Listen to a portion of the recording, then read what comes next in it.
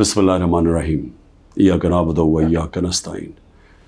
मेरे पाकिस्तानियों, जब मैं क्रिकेट खेलता था तो क्रिकेट की दुनिया के अंदर अपने अपने अंपायर होते थे, जो हर मुल्क अपने अंपायर खड़े करता था।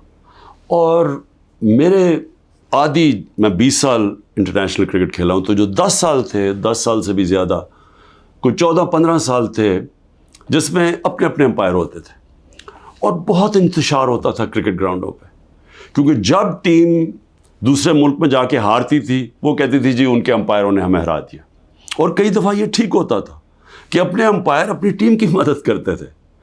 तो मुझे फ़ख्र है कि मैं वो कप्तान था जिसने क्रिकेट की दुनिया में न्यूट्रल अंपायर लेके आया, कि अंपायर एक तीसरे मुल्क के होने चाहिए जो न्यूट्रल हों, ताकि जो जीते और हारे वो हार मान जाए, ये ना कहे कि जी दूसरों के अंपायरों ने मुझे हरा दिया। और पाकिस्तान वो मुल्क था जिसने पहली दफ़ा क्रिकेट की तारीख़ के अंदर हम न्यूट्रल अंपायर 1986 में लेके आए, और उसके बाद फिर सारी दुनिया में न्यूट्रल अंपायर आ गए। और आज जो आप क्रिकेट मैचेस पे ग्राउंडों पे देखते हैं तो वो सारा इंतशार ख़त्म हो गया है, क्योंकि लोगों को फ़ैसले मुनसिफाना लगते हैं अब, क्योंकि अब उनको ये नहीं लगता कि अपने मुल्क के अंपायर अपने मुल्क की मदद कर रहे हैं। अब मैं आता हूँ पाकिस्तान पे। देखिए, मैंने जब तहरीक इंसाफ शुरू की थी 27 साल पहले, उसकी वजह ये थी कि मैं ये आपको बार बार बता चुका हूँ, मैं फिर आपको बताना चाहता हूँ, जो सारी दुनिया में मैं फिरा और क्रिकेट की वजह से सारी दुनिया मैंने देखी, और ख़ास तौर पे बरतानिया का निज़ाम, क्योंकि मैं वहाँ प्रोफेशनल क्रिकेट खेलता था, आधा साल उधर आधा साल इधर, और यूनिवर्सिटी भी उधर गया था। वो मैं जब जितना मैं निज़ाम समझता गया, मैं इस नतीजे पे आ गया कि जो हज़रत अली का एक रज़ी अल्लाह ताला का कौल था कि कुफ्र का निज़ाम चल जाएगा लेकिन जुल्म और नाइंसाफ़ी का निज़ाम नहीं चल सकता, मैं इस नतीजे पे आ गया कि हमारा निज़ाम में जब तक इंसाफ नहीं होगा, हम एक वो जो कायद आज़म का और अल्लामा इकबाल की ख्वाब थी कि एक अजीम मिसाली इस्लामी रियासत बनानी थी हमने, फलाई रियासत, और वो जिसकी बुनियाद नबी सल्लल्लाहु अलैहि वसल्लम ने इंसाफ पे रखी थी, अदल और इंसाफ पे, हम वो बन ही नहीं सकते जब तक हम इंसाफ ना लेके आए मुल्क। और ये जद्दोजहद रही है 27 साल से, 3.5 साल गवर्नमेंट में भी बैठ के पूरी कोशिश की कि ताकतवर को कानून के नीचे लेके आऊँ, लेकिन एक आर्मी चीफ के पास वीटो पावर थी, उसने नहीं माना, उसने नहीं किया, क्योंकि वो करप्शन को यानी नाइंसाफ़ी को बुरा नहीं समझता था। अब देखें, अभी जो हालात हैं मैं कौम के सामने रखना चाहता हूँ। पहले तो मैं अपना केस रखना चाहता हूँ। अब ये हो क्या रहा है, 12 मई से हम ये जो जज दिलावर है इसके ख़िलाफ़ हमने कहा हुआ है कि हमें इसे इंसाफ नहीं मिलेगा। जिस तरह इसने फ़र्द जुर्म मेरे पे लगा दिया, मेरे सुने बग़ैर, और वो भी आके जब मुझे गैर कानूनी तौर पे पकड़ा हुआ था इन्होंने जेल में, तो उसने वहाँ आके अदालत लगा दी, ना मेरे वकील को पता ना मुझे पता, और वहाँ आके फ़र्द जुर्म लगा दिया। तो हमें तब से पता चल गया कि यहाँ इंसाफ नहीं हमें मिलेगा। हमने एप्लीकेशन फ़ाइल की इस्लामाबाद हाई कोर्ट में कि हमारा ट्रांसफ़र किया जाए, हम किसी और जज के सामने केस लगाया जाए, ये हमारा हक़ है। लेकिन बदकिस्मती से इस्लामाबाद हाई कोर्ट में जो चीफ़ जस्टिस बैठे हुए हैं, उन्होंने भी सबसे ज़्यादा, जब 9 मई को मुझे जिस तरह घसीट के लेके गए और सुप्रीम कोर्ट ने कहा कि गैर आइनी और गैर कानूनी था जो मुझे अगवा किया, उसने high court chief justice Islamabad के होते हुए उन्होंने उसको जायज़ करार दे दिया। तो हमें तो वहाँ भी बड़े गिले शिकवे आ रहे थे। उससे पहले तहरीक इंसाफ के हमारे जो इलेक्शन कमीशन के केसेस लगे हुए थे, हमारे जो वकील अनवर मंसूर, वो बार बार कहते थे कि यहाँ में इंसाफ ही नहीं मिल रहा। और जो फॉरेन फंडिंग का केस था, हम सुप्रीम कोर्ट ने कहा हुआ है कि सबके इकट्ठे सुने जाएं, सारे जो बाकी जमातें हैं, पीपल्स पार्टी, नून लीग, पीटीआई, इकट्ठे सुने जाएं कि फंडिंग किधर से आती है, उनके केस सुने ना जाएं। ये आमिर फारूक के पास लगे हुए थे, हमें बड़ा एतराज़ था। फिर आज़म स्वाति, उन्होंने तो बाकायदा लेटर देखा कि मुझे यहाँ इंसाफ नहीं मिलेगा। और फिर जब वो हुआ, फिर उससे पहले टेरियन केस, جو 3 ممبر بینچ نے، جب 2 ممبرز نے کہہ دیا کہ وہ کیس مینٹینیبل نہیں ہے، جسٹس صاحب نے وہ کیس لے کے بیٹھ گئے. تو ہم نے پھر دونوں کی طرف، ہم نے دونوں ججز کا کہا کہ یہ ہمیں ان امپائرز پہ اعتماد نہیں ہے، یہ ہمارا رائٹ ہے. ہم نے ریکوزل کا کہا. اب آج کیا ہوتا ہے؟ آج جو سپریم کورٹ میں ہم پہلے جب یہاں سے نہیں انصاف ملا، پھر ہم اسلام آباد ہائی کورٹ گئے، وہاں انصاف نہیں ملنا تھا، ہم سپریم کورٹ چلے گئے. سپریم کورٹ نے کہا کہ جو ہماری پٹیشنز لگی ہوئی ہیں ہائی کورٹ میں، وہ سب اکٹھی سنی جائیں. اب آج اکٹھی سنی نہیں گئی پٹیشنز. جو ہماری پٹیشن تھی ٹرانسفر کی، ہماری ریکوزل کی، ہم نے کہا کہ جسٹس عامر کو ہماری نہیں سننی چاہیے ہماری پٹیشنز، وہ بھی ڈسمس ہو گئی، وہ اگنور ہو گئی. جو ہم نے گواہ کا کہا ہوا تھا کہ ہمیں گواہ کا تو موقع دیں کہ ہم فیئر ٹرائل، اور اب تو میں خیر وکیل ہی بن گیا ہوں کہ آرٹیکل کا آئین کا 10A کہتا ہے فیئر ٹرائل کے اندر ہمیں موقع ملنا چاہیے کہ ہم اپنے گواہ پیش کریں. اور وہ گواہ ڈال دیے آگے، اور کل انہوں نے کہہ دیا کہ ہمایوں دلاور ہماری فائنل آرگیومنٹ سن سکے. اب ہماری فائنل آرگیومنٹ وکیل کیسے کرے جب ہمارے گواہی نہیں پیش ہوا ہے؟ یہ فیئر ٹرائل کیسے ہوتا ہے؟ آج انہوں نے یہ فیصلہ کر دیا. تو نہ وہ ٹرانسفر کیا ہمایوں، نہ اس کا سنا ہمایوں کا دلاور کا کہ ہمیں ٹرانسفر چاہیے وہاں سے، نہ انہوں نے سپریم کورٹ جس نے کہا کہ سب اکٹھی پٹیشن سنی جائے، نہ انہوں نے وہ سنا.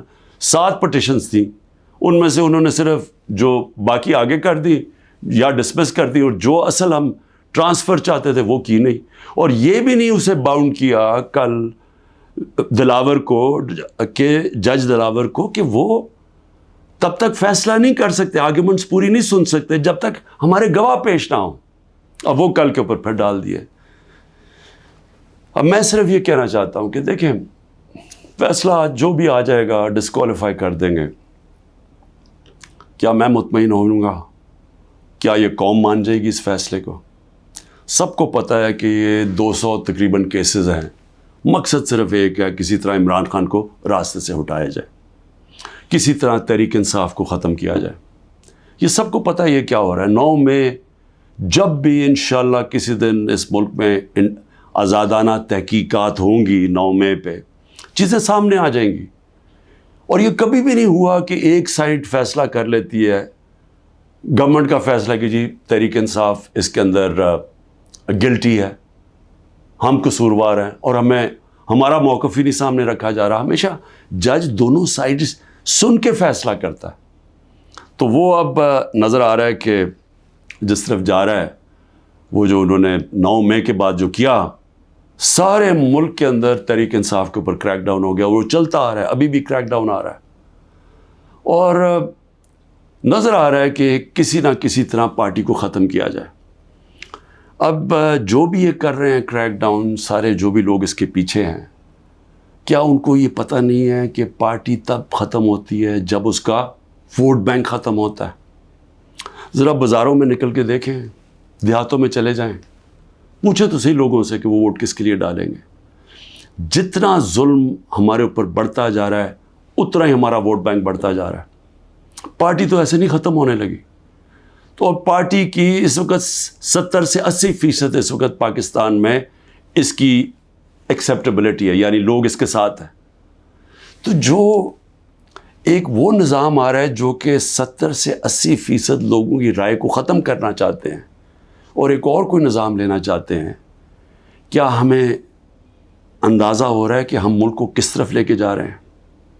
اور میں ایک وہ پاکستانی ہوتے ہوئے جس کا جینا مرنا یہاں ہے، جو باہر نہیں جانے لگا، جس کے پاس کوئی پیسے بینکوں میں باہر نہیں پڑے ہوئے، کوئی پراپرٹی باہر نہیں ہے، جو تھی بیچ کے پاکستان آ گیا ہے، وہ پاکستانی آج کہہ رہا ہے کہ اس وقت ضرورت ہے کہ سوچیں کہ ہم یہ ملک سے کیا کر رہے ہیں. ایک جماعت اور ایک لیڈر کو باہر کرتے کتنا نقصان کر رہے ہیں اپنے ملک کو. اور جو بھی یہ پلان بن رہے ہیں کہ اس کے کوئی ملک چل جائے گا ڈنڈے کے زور سے، لوگوں کو جیلوں میں ڈال کے، ایک پولیس اسٹیٹ بنا کے، ان کو دنیا کی تاریخ کا کوئی تاریخ کا آئیڈیا ہی نہیں ہے. آپ یہ دیکھیں، میں یہ اپنی قوم کو صرف آپ کو ایک قسم کا تاریخ کا لیسن بھی دینا چاہتا ہوں، ہر اپنے نوجوانوں کو خاص طور پہ. میں یہ پہلے بھی کہہ چکا ہوں، 1945 میں دوسری جنگ عظیم کے بعد یورپ آدھا ہو گیا، آدھا چلا گیا جمہوریت کی طرف، آدھا چلا گیا یہ پولیس اسٹیٹ بن گیا ڈکٹیٹرشپ کی طرف. آدھے میں انہوں نے ان کو بند کر کے کنٹرول کیا، لوگوں کو ان کی آزادی رائے ختم کی، حقیقی جمہوریت ختم کر دی، حقیقی آزادی ختم کر دی. آدھی آزاد ہو گیا. ساری دنیا کے سامنے 50 سال کے بعد نتیجہ آ گیا. جو آزاد تھے وہ خوشحال ہو گئے. وہ آج بھی وہ جو جن ملکوں کے اندر جو وہی یورپین تھے جدھر آزادی نہیں تھی، آج بھی وہ پیچھے ہیں ابھی تک. حالانکہ وہ وہاں جمہوریت بھی آ گئی کئی ملکوں میں، لیکن ابھی بھی وہ پیچھے ہیں. ایسٹ جرمنی، ویسٹ جرمنی ایک وہی جرمن لوگ تھے. جدھر ڈکٹیٹرشپ آ گئی، یعنی ان کو اسی طرح کی جو ہمیں جس طرف لے کے جا رہے ہیں، وہاں غربت آ گئی. مقابلہ اس کا ویسٹ جرمنی میں جو خوشحال ترین دنیا کی طاقتور ملک بن گیا معاشی طور پہ. تو یہ تو ایک تاریخ ہمارے سامنے ہے. ساؤتھ کوریا، نارتھ کوریا میں وہی ڈکٹیٹرشپ، آزادی رائے بند، آزادی ختم. آج نارتھ کوریا کو دیکھیں، اور جو حقیقی آزادی ساؤتھ کوریا میں تھی، وہ دنیا کا خوشحال ترین ملک بن گیا. تو میں عرض یہ کرنا چاہتا ہوں کہ یہ جو ہم کرنے جا رہے ہیں، یہ ہم اپنے ملک کو تباہی کی طرف دھکیل رہے ہیں. ہم یہ جو ایک عوام کو ان کا جو سب سے بڑا حق ہوتا ہے ووٹ ڈالنے کا، آزادی رائے، ایک منتخب کرے عوام اپنی کون سی گورنمنٹ وہ چاہتے ہیں. وہ جو آزاد ملک ہوتے ہیں وہی ترقی کرتے ہیں. ہم دوسری طرف جا رہے ہیں، اور ہم ایک خوف کی فضا ایسی بنائی ہوئی ہے. یہاں جو طاقت میں ہیں وہ لوگ یہ سمجھتے ہیں کہ جتنا ظلم کریں گے لوگ ڈر جائیں گے. تو ڈر کیا جائیں گے؟ غلام بن جائیں گے، یعنی خوف کے غلام بن جائیں گے، ظلم کے سامنے جھک جائیں گے. جو میں بار بار مثال دیتا ہوں، جو یزید نے کیا کوفہ کے لوگوں سے، اپنا گورنر بٹھایا، اس نے ان کو ظلم کر کے ان کو سیم کے وہ لوگ بنا دیے جو جانوروں کے اوپر یعنی جانوروں کے لیول پہ پہنچ گئے. تو آج ہم وہی کر رہے ہیں پاکستان سے. مجھے آج ابھی میں وکیلوں سے مل رہا تھا، انہوں نے مجھے خبر دی کہ جو ہمارے سینئر لوگ جیلوں میں، ایک تو وہ ہیں جو کہ ہمارے کارکن جیلوں میں برے حالات میں ہیں، لیکن وہ جوان ہیں، تکڑے ہیں. لیکن جو سینئر لوگ ہیں، انہوں نے مجھے رپورٹ دی، ڈاکٹر یاسمین کتنی دفعہ بیمار ہوئی ہیں، تقریباً 75 سال کی ہیں. محمود رشید وہ 70 سال سے اوپر ہے، ان کو ہارٹ پرابلم ہے، وہ کس مشکل سے گزر رہے ہیں، بیمار ہوئے کتنی دفعہ. اعجاز چودھری تقریباً 10 kg اپنا وزن لوز کر بیٹھے، ڈائبیٹک ہیں. عالیہ حمزہ بڑی بری طرح بیمار رہی، ابھی وکیل نے بتایا کہ اس بار ہی ملے وہ تھوڑی ٹھیک تھی. تو میں عمر چیمہ کے حالات بتائے، وہ ویٹ لوز کر بیٹھا، اس کی بیوی عدالت میں گئی، ان کو پکڑ کے جیل میں ڈال دیا. تو یہ کیا پیغام دیا جا رہا ہے کہ یہ خوف پھیلایا جا رہا ہے کنٹرول کرنے کے لیے لوگوں کو. اور علی امین ہمارے پختونخوا کے پریزیڈنٹ، ان کے گھر میں 6 گھنٹے پولیس گھس گئی، کوئی سرچ وارنٹ نہیں تھی. سارا اس کا گھر اجاڑا، چیزیں توڑی. 80 سال کے ان کے والد تھے، ان سے بدتمیزی کی، دھکے دیے، گاڑیاں اٹھا کے لے گئے. تو یہ کیا ثابت کر رہے ہیں اس سے؟ یعنی ہم اس ملک کو کدھر دھکیل رہے ہیں؟ یہ خوف پھیلانے کے لیے اور لوگوں کو کنٹرول کرنے کے لیے ہم آج وہ چیز کر رہے ہیں کہ اپنی پولیس کو تباہ کر رہے ہیں. جب پولیس سے اس طرح کی غیر قانونی کام کرواتے ہیں ہم، تو یاد رکھیں پولیس خود بھی یہ کاموں پہ لگ جاتی ہے. آپ جب پولیس کو آرڈر دیتے ہیں کہ یہ جا کے کسی کو گھروں میں گھسو، گھر برباد کرو، خوف پھیلانے کے لیے، تو ہم پولیس فورس کو تباہ کر رہے ہیں. آگے ہماری پولیس کے حالات اچھے نہیں ہیں. آگے ہمیں پتہ ہے کہ ہماری پولیس، لوگ اون نہیں کرتے اپنی پولیس کو. لوگ سمجھتے ہیں پختونخوا میں ہم نے بڑی محنت کی تھی جب آئی جی درانی کو ہم لے کے گئے وہاں، اور انہوں نے پولیس کو ایک ایسی پولیس فورس بنایا کہ عوام اور پولیس ایک ہو گئی۔ آج پختونخوا کے اندر وہ نہیں ہو رہا، آج پولیس کے خلاف نفرت ہو رہی ہے کیونکہ اس سے غلط کام کروائے جا رہے ہیں، اس سے قانون توڑا جا رہا ہے۔ جن کا کام قانون کو اپ ہولڈ کرنا ہے وہ قانون توڑ رہے ہیں، اور یہ ہر جگہ ہو رہا ہے، یہ ہر جگہ جدھر تحریک انصاف ہے۔ اس کا 9 میں سے اب کوئی تعلق نہیں ہے۔ افتخار درانی کو اٹھا لیا، وہ تو میڈیا کا آدمی ہے، اس کا 9 میں سے کیا تعلق ہے؟ عمران ریاض ابھی تک غائب ہیں، 3 مہینے ہونے لگے ہیں، بچے ہیں ان کے، اس کا 9 میں سے کیا تعلق تھا؟ 9 میں ایک بہانہ تھا، ایک پہلے سے پلان بنا ہوا تھا پارٹی کو کرش کرنا۔ لیکن پارٹی کرش کیسے ہوگی جبکہ اس کا ووٹ بینک بڑھتا جا رہا ہے، لوگوں پہ ظلم کرتے جا رہے ہیں، لیکن پارٹی تو بڑھتی جا رہی ہے۔ تو کیا یا تو الیکشن کبھی نہیں کروانا، لیکن جب بھی الیکشن ہوگا، یہ میری آج آپ پیشن گوئی سن لیں، جیسا جو جتنی مرضی آپ کوشش کر لیں، جب الیکشن ہوگا اور جو پبلک اس ملک کی نکلے گی، آپ جو مرضی کر لیں، تحریک انصاف کو جیتنے سے نہیں روک سکتے انشاءاللہ۔